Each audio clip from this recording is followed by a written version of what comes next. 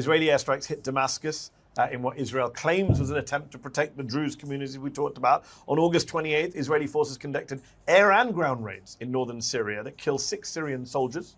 And just recently, Israeli forces kidnapped 7 individuals in a town in Syria they deemed to be suspected of terrorist activity.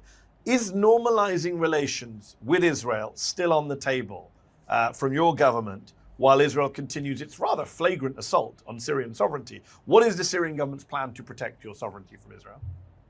So, I mean, it's clearly from our side, the way we see it is Israel is the major security threat against Syria. It's not the other way around.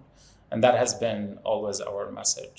We want regional stability. We want security for all of Syria's neighbors, including Israel. So we don't want anyone to use Syria's soil to do attacks against anyone. But in this case, as you mentioned, Israel is the threat against Syria's national security. I think there is a lot of talk in media about normalization and about peace with Israel. I don't think Syria really fits within the Abrahamic Accords model that some countries in the region have really approached. Syria has the Golan Heights, which continues to be occupied by Israel, in addition to the buffer zone that was established by the 1974 disengagement agreement. It still occupies Syrian territory. It still attacks Syrian territory. And as you said, it continues to do not only violations for Syria's sovereignty, but also attacks against the Syrian people. So what does that mean practically, Qutaiba?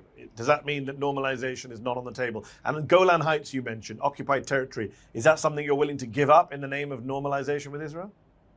Absolutely not. I don't think any Syrian government can really give up Syrian territory, for any peace deal or any normalization deal.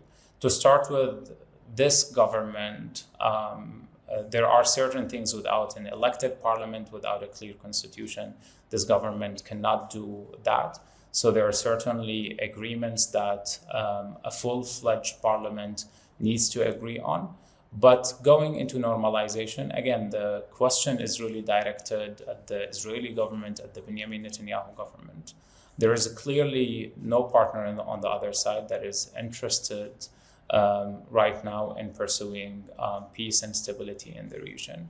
When there is partner, or if basically that government is interested, they need to show that by stopping attacks on Syria and Syrians, and by actually at least withdrawing from areas that they've occupied.